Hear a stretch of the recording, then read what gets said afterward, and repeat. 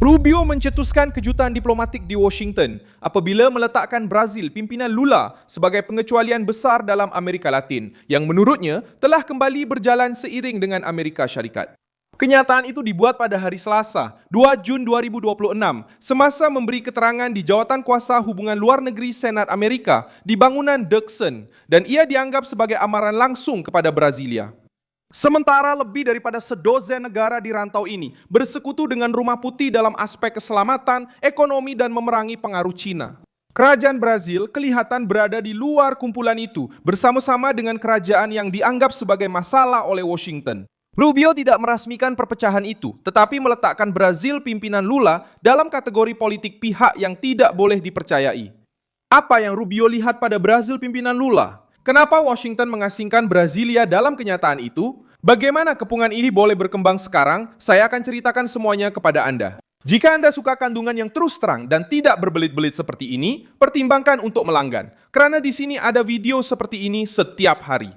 Marco Rubio bercakap sebagai setiausaha negara dalam kerajaan Trump di hadapan senator-senator Amerika apabila beliau menyatakan bahawa hemisfera ini sedang melalui fasa baru dalam mendekati Amerika Syarikat.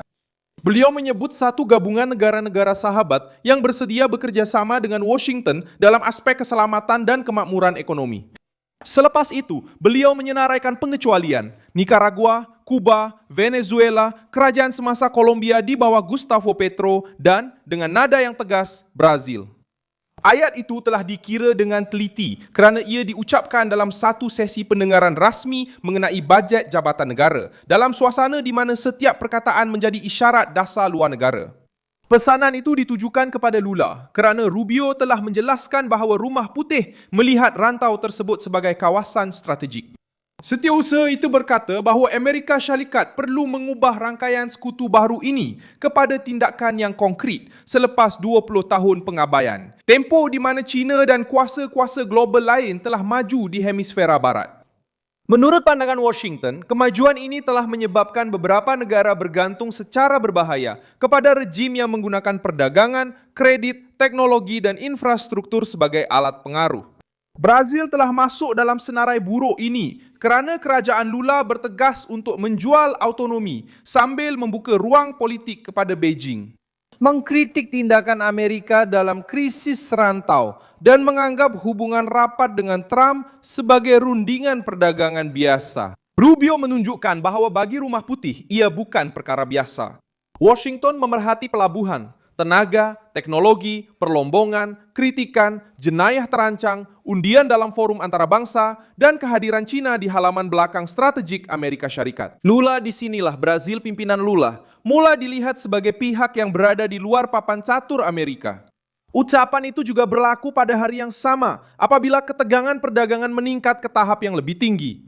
Pentadbiran Trump mencadangkan tarif hukuman sebanyak 25% ke atas beberapa produk Brazil dalam satu siasatan yang menunjukkan amalan yang dianggap tidak adil terhadap syarikat-syarikat Amerika. Langkah itu menyasarkan perdagangan digital, harta intelek, akses pemilikan ke pasaran etanol, tarif keutamaan, pembayaran elektronik dan isu-isu alam sekitar. Daging, kopi, petroleum, logam, unsur nadir bumi, ubat-ubatan dan alat ganti pesawat tidak termasuk dalam cadangan baharu ini, tepat untuk mengekalkan tekanan tanpa menyebabkan kerosakan segera kepada pengguna Amerika. Jamieson Greer, wakil perdagangan Amerika Syarikat, menganggap langkah itu sebagai tindak balas yang perlu terhadap amalan yang menyekat perdagangan Amerika. Kerajaan Brazil cuba melihat motivasi politik di sebaliknya, tetapi jentera di Washington sudah mula bergerak. Terdapat tempoh untuk maklum balas awam sehingga 1 Julai. Perbicaraan dijadualkan pada 6 Julai dan keputusan dijangka pada 15 Julai. Ucapan Rubio muncul dalam paket yang sama, di mana diplomasi, perdagangan dan keselamatan bergerak seiring menentang kerajaan Brazil yang dilihat sebagai degil dan semakin menjauh dari paksi Amerika. Ketidakselesaan Lula semakin meningkat. Kerana Rubio sudah pun membuka satu lagi front beberapa hari sebelum itu dengan mengumumkan penetapan Komando Pertama Ibu Kota dan Komando Merah sebagai organisasi pengganas asing. Kerajaan Brazil bertindak balas dengan bercakap tentang kedaulatan dan menolak langkah-langkah yang dikenakan dari luar. Tetapi Rumah Putih telah memasukkan jenayah terancang Brazil ke dalam perbincangan keselamatan benua. Daripada menganggap puak-puak itu hanya sebagai masalah dalaman Brazil, Washington kini menganggap rangkaian ini sebagai ancaman serantau yang mempengaruhi laluan dadah, pengubahan uang haram dan keganasan yang berkaitan dengan wilayah Amerika. Perkara ini penting kerana kerajaan Trump cuba membina semula autoriti Amerika Syarikat di Amerika Latin dengan logik yang mudah. Sekutu mendapat pendekatan mesra, kerajaan yang bermusuhan menerima tekanan. Rubio menyebut Kuba dan Nicaragua, rejim yang dianggap oleh Washington sebagai rejim diktator yang bersekutu dengan musuh Amerika. Dia juga menyebut Venezuela, yang masih dianggap sebagai sumber ketidakstabilan serantau. Dia menyebut Gustavo Petro di Kolombia sebagai pemimpin yang bermasalah. Dan dia memasukkan Brazil pimpinan Lula dalam perbualan itu, walaupun dengan penegasan bahawa negara itu sedang berada di tengah-tengah kitaran pilihan raya. Penegasan itu tidak menghapuskan maksud sebenar. Ia menunjukkan bahawa Washington sedang memerhati apa yang mungkin berubah selepas pilihan raya. Lula cuba menggambarkan hubungan dengan Trump sebagai sesuatu yang terkawal. Pada bulan Mei, kedua-duanya bertemu selama lebih 3 jam di Rumah Putih untuk membincangkan tarif, perdagangan, mineral kritikal, jenayah terancang dan keselamatan. Pertemuan itu membentuk kumpulan kerja, tetapi tidak menyelesaikan kebuntuan. Kini, dengan kenyataan Rubio dan cadangan tarif baharu, jelas bahawa kesabaran Amerika ada hadnya. Mesyuarat itu diadakan untuk mengukur pendirian masing-masing. Tuntutan itu dibuat kemudian secara terbuka di hadapan Senat dengan ketua diplomasi berkata bahawa Brazil bukan dalam blok sekutu semula jadi. Kemajuan China meningkatkan rasa tidak percaya. Beijing mengiktiraf pada hari Selasa ini bahawa Brazil bebas daripada penyakit kaki dan mulut serta membuka jalan untuk meningkatkan pembelian daging Brazil tepat pada hari Washington meningkatkan tekanan perdagangan. Bagi kerajaan Lula, ini menjadi bahan propaganda tentang pempelbagaian. Bagi Trump dan Rubio, ini menjadi pengesahan bahawa Beijing sedang mengambil alih ruang ekonomi sementara Brasilia menjauhkan diri daripada strategi Amerika.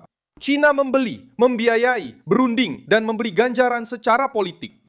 Amerika Syarikat memberi tekanan untuk menghalang ekonomi terbesar Amerika Latin daripada berfungsi sebagai pintu masuk kepada kepentingan China di hemisfera ini. Ucapan Rubio bergema dalam kalangan penyokong konservatif di Brazil kerana ia menguatkan persepsi lama. Lula cuba menjual dirinya sebagai perantara global, tetapi akhirnya lebih cenderung kepada kerajaan dan blok yang mencabar Washington.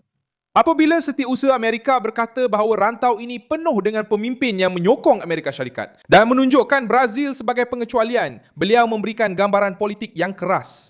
Kerana Amerika Latin mara di pelbagai bidang, sementara Brasilia kelihatan tersekat dalam diplomasi yang curiga terhadap Trump, mengkritik sekutu Amerika dan menganggap tekanan yang sah sebagai serangan terhadap kedaulatan. Langkah seterusnya perlu melalui 3 bidang. Dalam diplomasi, Itamaraty perlu memberi respon tanpa menutup pintu. Dalam perdagangan, syarikat-syarikat Brazil akan mengikuti rundingan awam dan pendengaran pada bulan Julai. Bimbang bahawa tarif 25 akan menjejaskan sektor-sektor sensitif. Dalam aspek keselamatan, penetapan kumpulan-kumpulan sebagai organisasi pengganas cenderung membuka tuntutan baharu mengenai kerjasama, penjejakan keuangan dan tindakan terhadap rangkaian jenayah yang mempunyai kaitan antarabangsa. Donald Trump tidak menganggap Amerika Latin sebagai kawasan yang dilupakan. Marco Rubio telah menyatakannya dengan jelas di Senat. Dan Brazil, melalui keputusan politik oleh kerajaan sendiri, telah menjadi perhatian sebagai pengecualian yang mengganggu di rantau yang Washington mahu tarik kembali ke pihaknya. Saya Milson Alves, seorang pakar antarabangsa, dan tujuan saya adalah untuk memastikan anda sentiasa mendapat maklumat yang benar setiap hari. Pautan berita ada dalam deskripsi video. Sila tekan butang suka pada video ini, langgan saluran ini dan di akhir nanti, lihatlah ruangan komen supaya anda lebih terlibat dengan komuniti Milson Alves.